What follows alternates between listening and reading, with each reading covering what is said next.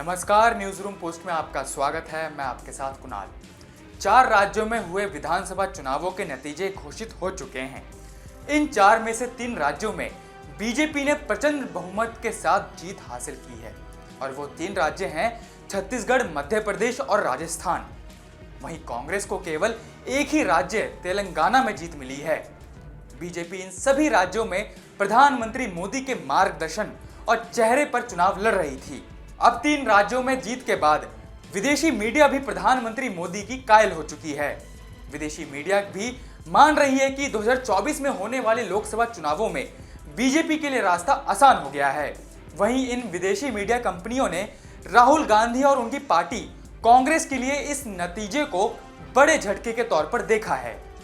New York times के अनुसार Bharatiya Janata party ने 3 राज्यों में अपनी जीत के साथ आने वाले 2024 लोकसभा चुनाव को देखते हुए लोगों के बीच अपना प्रभाव और अधिक बढ़ा लिया है और कांग्रेस के गिरते प्रभुत्व को एक करारा झटका लगा है।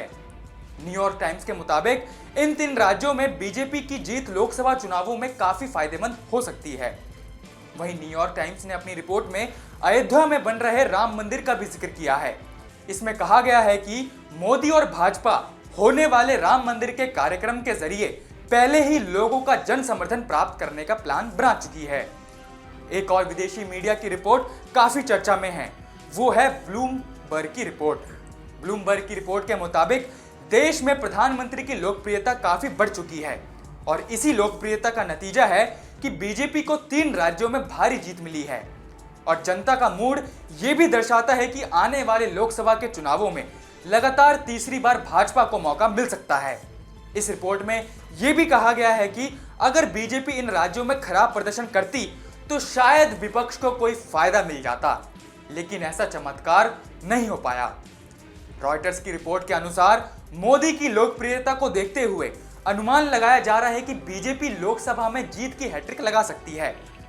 एपीएफ की एक रिपोर्ट के मुताबिक राजस्थान, मध्य प्रदेश और छत्तीसगढ़ में बीजेपी की जीत ने मोदी के तीसरे कार्यकाल के लिए रास्ता खोल दिया है। रिपोर्ट में यह भी कहा गया है कि कांग्रेस की अगुवाई कर रहे राहुल गांधी और कांग्रेस पार्टी के लिए यह नतीजे एक झटके के तौर पर है। वैसे अब आपको कल के नतीजों के बारे में बता देते हैं। 3 राज्यों में प्रचंड जीत हासिल की है बीजेपी ने, जिसमें राजस्थान में 199 सीटों में से भाजपा के नाम 115 सीटें रही तो कांग्रेस के खाते में 69 सीटें आ पाई। छत्तीसगढ़ की बात करें तो कुल 90 सीटों में से बीजेपी को 54 सीटें मिली और कांग्रेस को 35 सीटें मिली। मध्य प्रदेश में भाजपा को रिकॉर्ड तोड़ 163 सीटें मिली और कांग्रेस को यहां केवल 66 सीटों पर ही जीत मिल सकी। तो इस रिपोर्ट में फिलहाल इतना ही और जानकारियों के लिए देखते रहिए न्यूज रूम पोस्ट।